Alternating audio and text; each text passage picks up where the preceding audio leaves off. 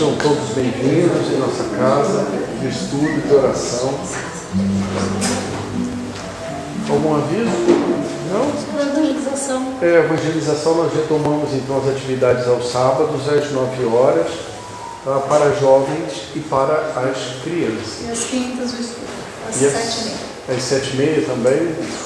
Às quintas. Às quintas-feiras, o estudo do Livro dos Espíritos. Céu e Inferno. Céu e Inferno. Muito bem. Hoje o tema é do Evangelho Buscai e Achareis, capítulo 25, e não vos canseis pela posse do ouro. E para que a gente entre em harmonia com o tema da noite, nós vamos ler uma mensagem do Espírito de Sheila. Semeia, semeia, semeia. A alma humana é como um celeiro abençoado. Se abastecida de ensinos superiores, se transforma em manancial de luz. Fica vazia, sujeita à poeira da inércia e ao mofo do desânimo. Vazia, fica sujeita à poeira da inércia e ao mofo do desânimo. Se já reúnes a semente do Evangelho, não as guarde para ti. Vai ao mundo e semeia, semeia.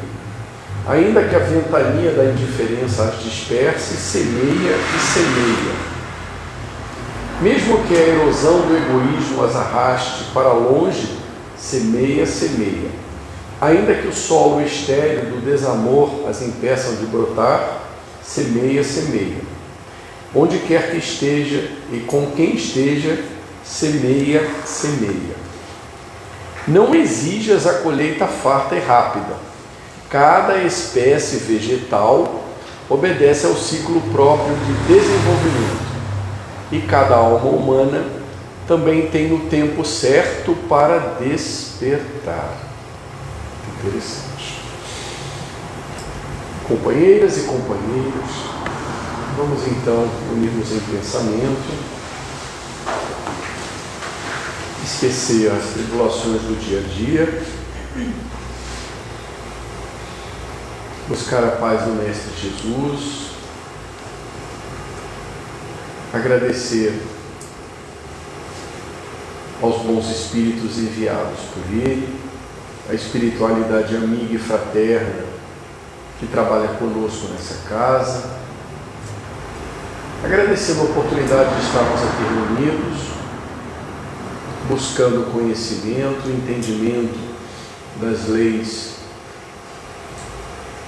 do mundo espiritual, como dizia Jesus, as leis do reino de Deus. Nessa doutrina maravilhosa, codificada por Allan Kardec e trazida pelos Espíritos. Vamos então, senhores, nos concentrar e solicitar que possamos sair daqui um pouquinho melhor do que aqui entramos. Vamos. Cláudia, então, vai trabalhar esse capítulo, esse item do capítulo 25, não vos canseis pela posse do ouro.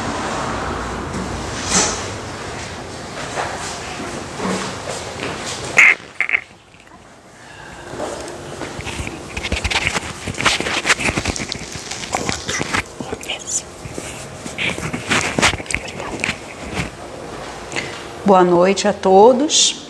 Mais uma vez, uma grande alegria, de estarmos reunidos para entendermos um pouco mais nas lições que o Mestre nos trouxe.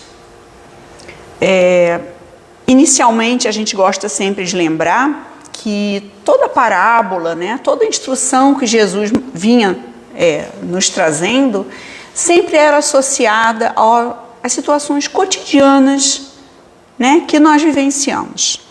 Então a gente vai olhar, às vezes vai até se questionar, mas a gente procurando e tentando compreender um pouco melhor, a gente vê que tem ensinamentos ali muito, muito importantes, ok? Vamos inicialmente ler o que Mateus escreveu para a gente, né, das vivências que ele teve com Jesus.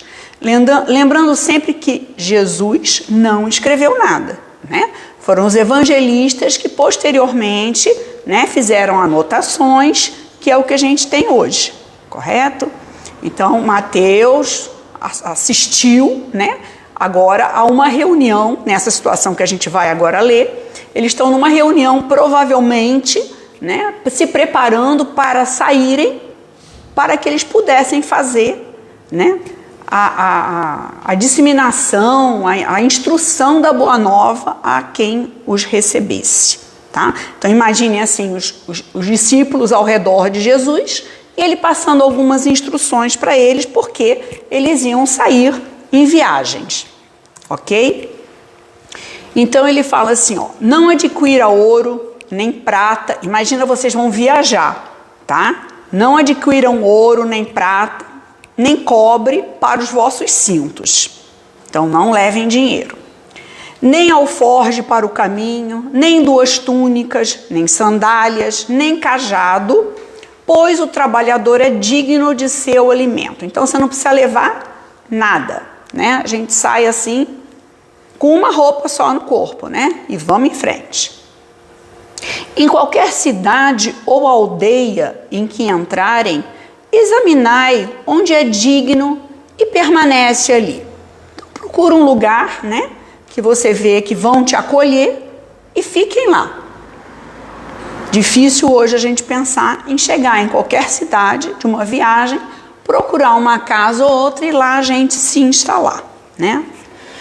Ao entrarem nesta casa, saudai-a. E se a casa for digna, leve a paz até essa casa. Mas, se ninguém receber vocês, nem ouvir as suas palavras, sai daquela cidade ou daquela casa e sacode o pó de vossos pés. Então, o que dá a impressão? Que Jesus fala, olha, vocês vão lá e vê quem recebe vocês, quem escuta o que vocês têm para falar. Mas se vocês veem que não dá atenção, sacode o pó, não leva nem o pó. Essa é a impressão que a gente tem nessa parábola, né? Nessa colocação aqui de Mateus. Jesus, aproveitando daquela situação, ele mostra objetivos muito mais importantes com aquela preocupação com os bens materiais que a gente tem, né?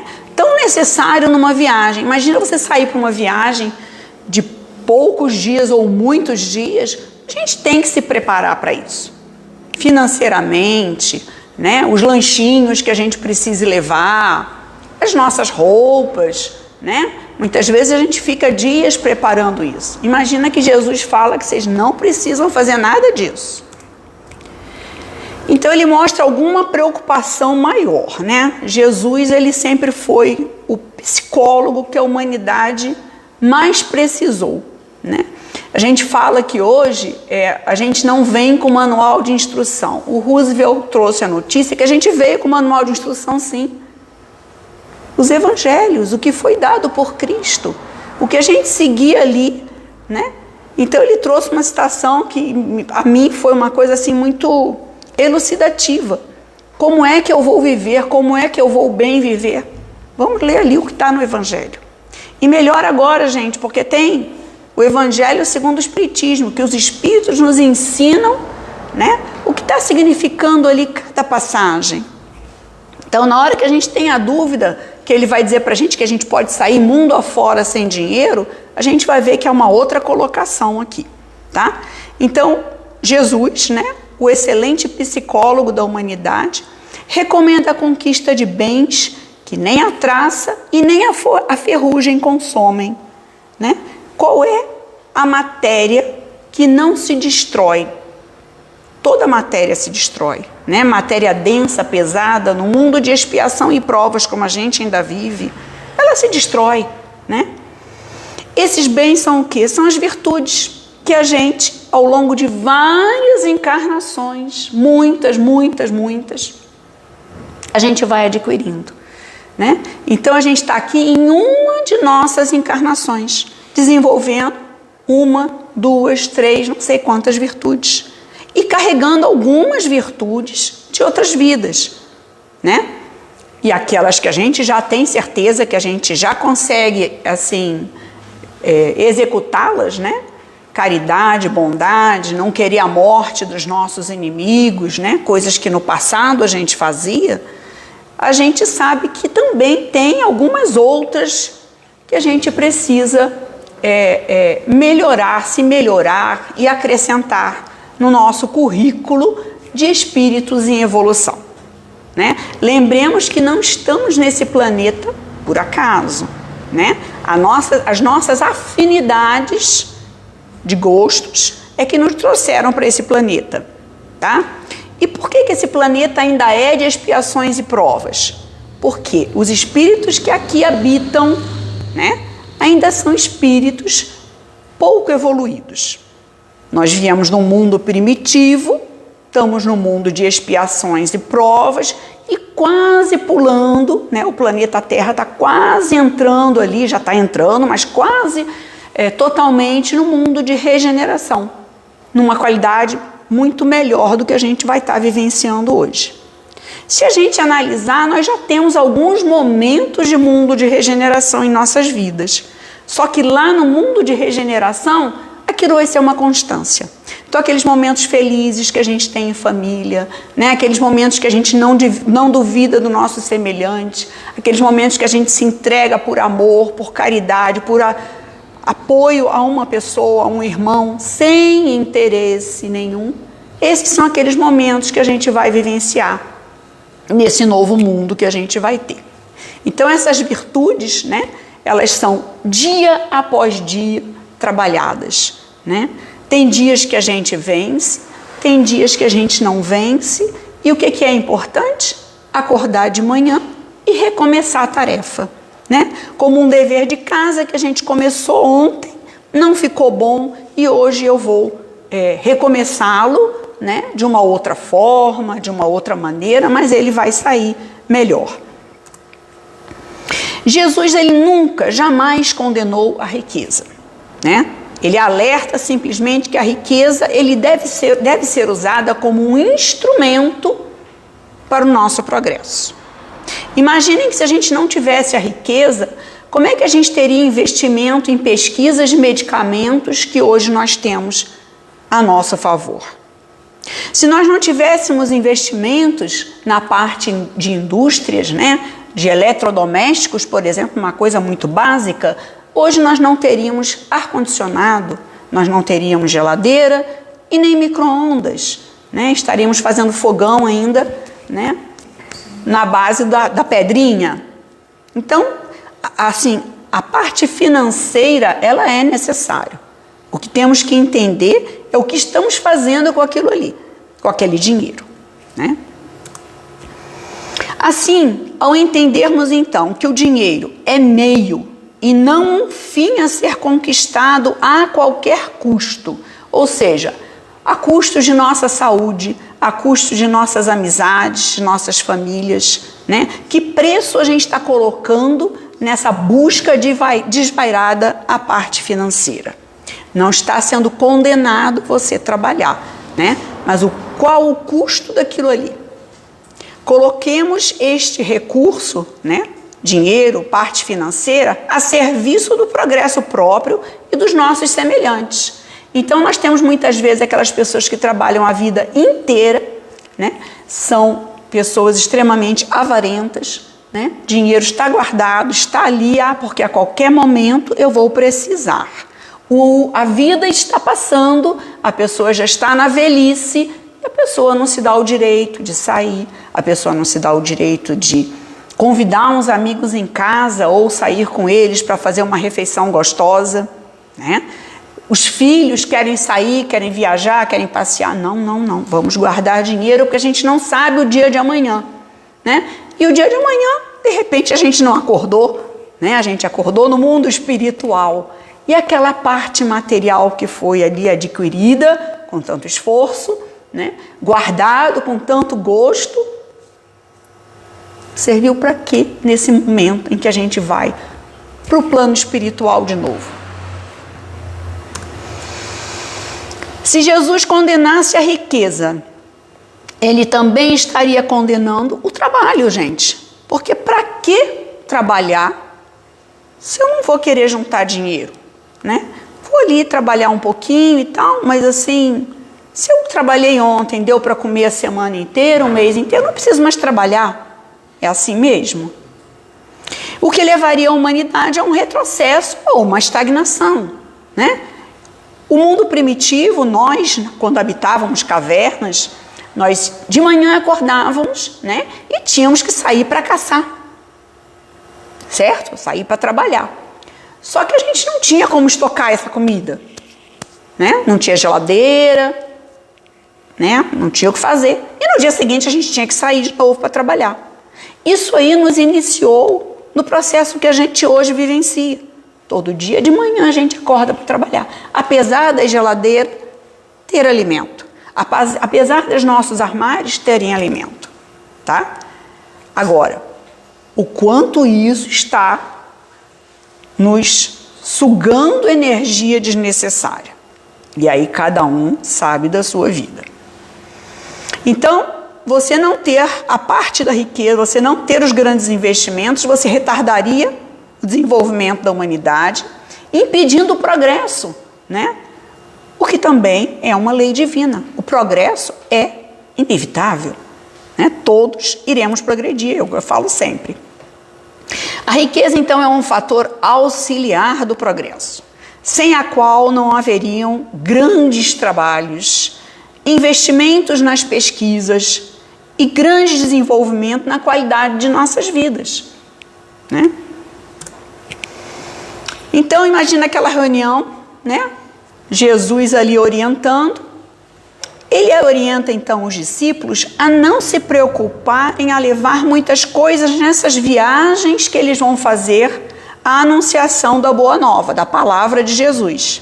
E que contassem apenas com a providência. A pergunta que me surgiu: será que Jesus induz aos seus apóstolos a saírem sem nada, sem lenço, sem documento, com a bolsa vazia? Não.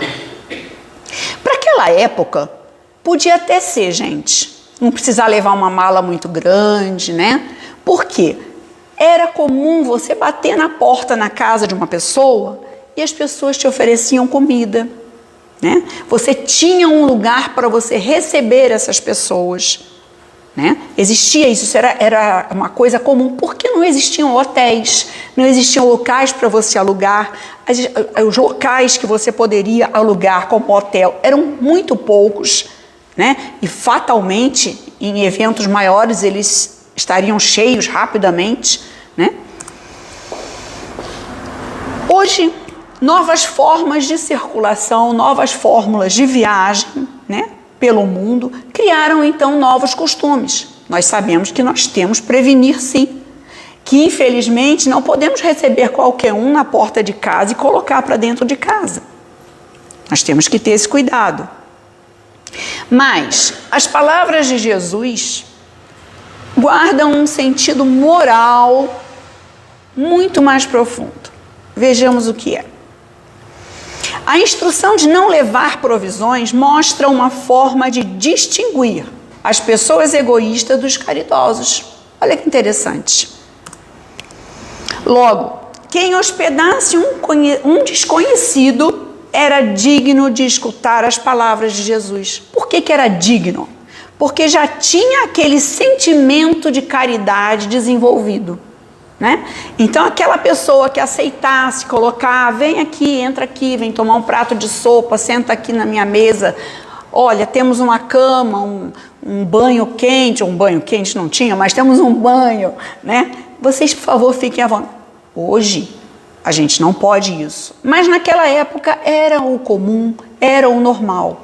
E Jesus se aproveita dessa situação, né, para fazer eles entenderem que eles poderiam selecionar algumas pessoas para começarem a semear as palavras de Jesus.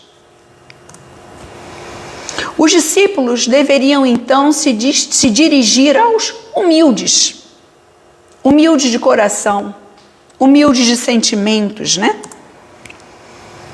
É interessante observar que Jesus não diz para eles amaldiçoarem ou desprezarem aqueles que não recebessem em suas casas ou cidades, né? Ele não fala isso em momento algum.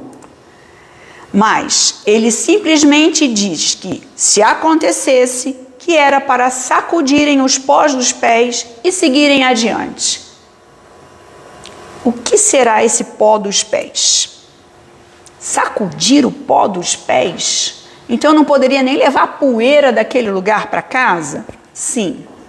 Sacudir o pó dos pés significa não conservar mágoa em face à ignorância e à perversidade que se manifestam no caminho.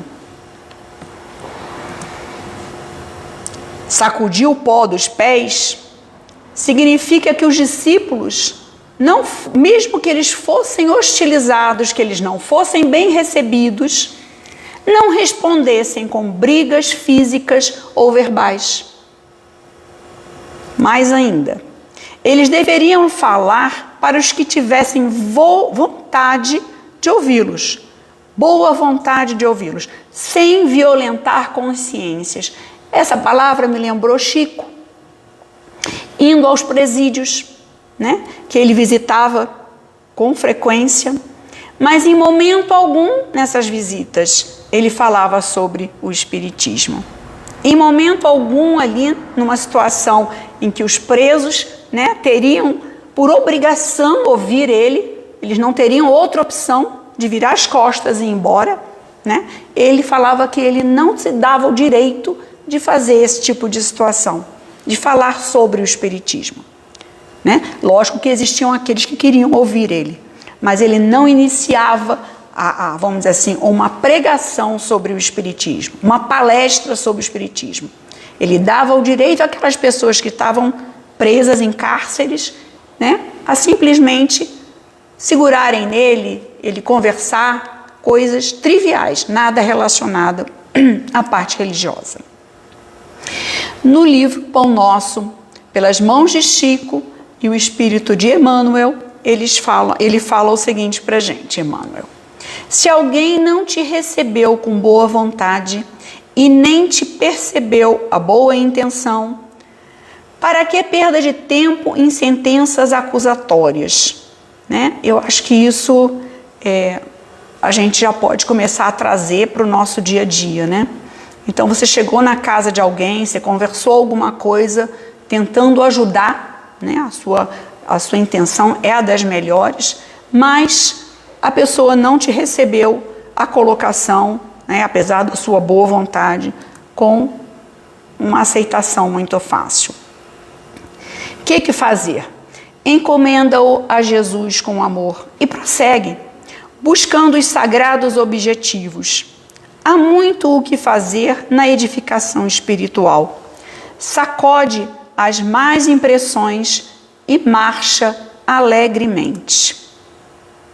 Não devemos violentar nenhuma consciência, muito menos forçar ninguém a deixar sua crença e seguir a nossa. Ainda mergulhados em egoísmos e o orgulho, né? Então, mergulhados ainda nós, no nosso egoísmo e no nosso orgulho, sentimos a necessidade de impor o nosso ponto de vista. Por que a gente quer impor o nosso ponto de vista, gente? Porque até a gente tem dúvida ainda. No momento em que a gente não tem mais dúvida, a gente escuta a pessoa, olha de lado, mas isso do fundo do coração, né? Não é aquela coisa que a gente monta a carinha da gente. Mas a gente olha e fala, eu não devia ter falado, né? Não é o momento. Não podemos impor, então, a solução de problemas, nem a forma como o próximo deve agir, privando-o de exercer o livre-arbítrio e vivenciar as suas próprias experiências. Como é que a gente aprende, gente? Não é a brincadeira que eu falo sempre, não é botando o dedo na tomada e sabendo que dá choque? Sim. Então a gente não pode impor soluções de problemas que nós faríamos daquele jeito, né? e nem como você deveria agir nessa situação, privando então essa pessoa de exercer o bem mais precioso que a gente tem, que é o livre-arbítrio. Por isso, temos que acolher os que comungam com as nossas aspirações e deixar tranquilos aqueles que nos repelem.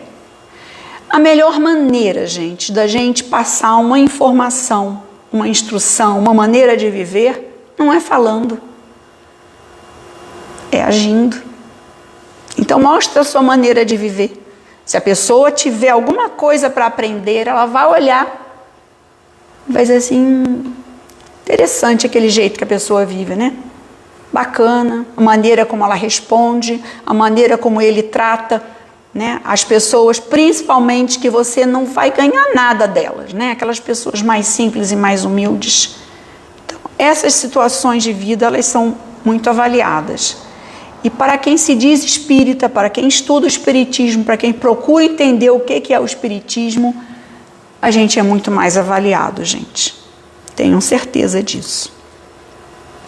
Os discípulos, então, espalham a boa nova. Os espíritas revivem a boa nova com os conhecimentos do Consolador prometido.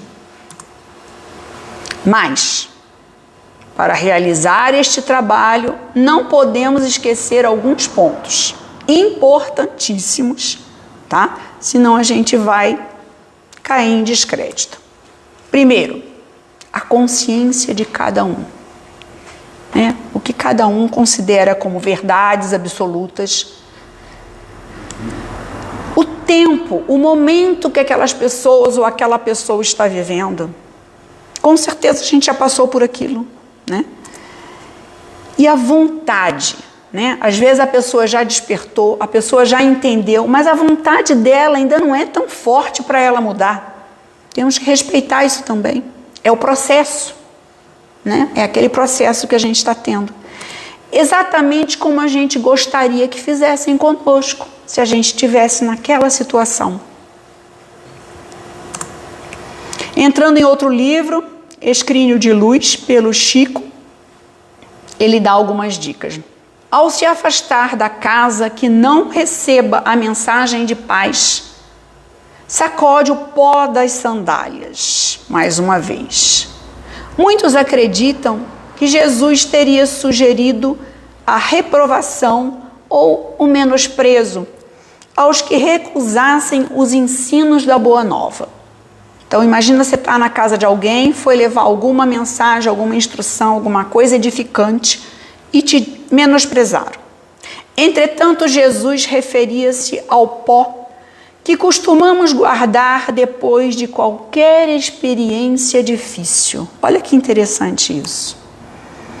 A poeira de ciúme e tristeza. Então passamos por aquele momento extremamente difícil de nossas vidas. Sempre temos a poeira do ciúme e da tristeza, do desencanto e da lamentação. Essa é a poeira que a gente vai ter que varrer do pé. A poeira de inveja e vaidade, do azedume e do orgulho ferido. Se você já é portador de luz, não condene o que não enxerga a luz, a iluminação. Já fomos assim, né? Já fomos espíritos aí pouco evoluídos, bem pouco evoluídos, já fomos espíritos primitivos. Não critique a tardia compreensão. Cada um tem o seu tempo. Porque são vítimas que passam por momento de irritação e cegueira. É o processo. É o despertar, né? É aquele momento que a pessoa vê que não está dando certo, uma irritação absurda, mas ainda alguma cegueira presente, né? Temos que respeitar isso também. Onde você não consiga ajudar, faz silêncio. Espera a bênção das horas. Não atire lenha à fogueira da ignorância, nem agrave a desolação da água turva. Ou seja, não piora a situação. Se a pessoa não está conseguindo compreender, falar nesse momento, Só vai irritar mais ainda. Não vale apedrejar e criticar, desconsiderar ou ferir, porque a pessoa não escutou o que a gente quis falar. Colecionar mágoas e queixas dessa pessoa também não vale. É a mesma coisa que derramar lama e fel, sujeira e gosto amargo. Seja onde for e com quem for, conserva entendimento e esperança, otimismo e serenidade. Afinal, todos vamos evoluir. É inevitável, lei do progresso. Livrar-se da poeira da rebeldia e do escândalo, do azedume e da discórdia, para saber transmitir o amor do Cristo que tolera todas as nossas deficiências momentâneas.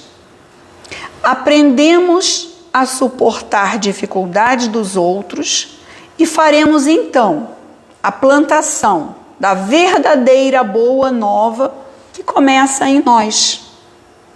Né? Como é que a gente quer plantar alguma coisa em alguém se em nós ainda está titubeando ainda? A situação ainda está ainda um tanto ou quanto, né, verde, como a gente diria.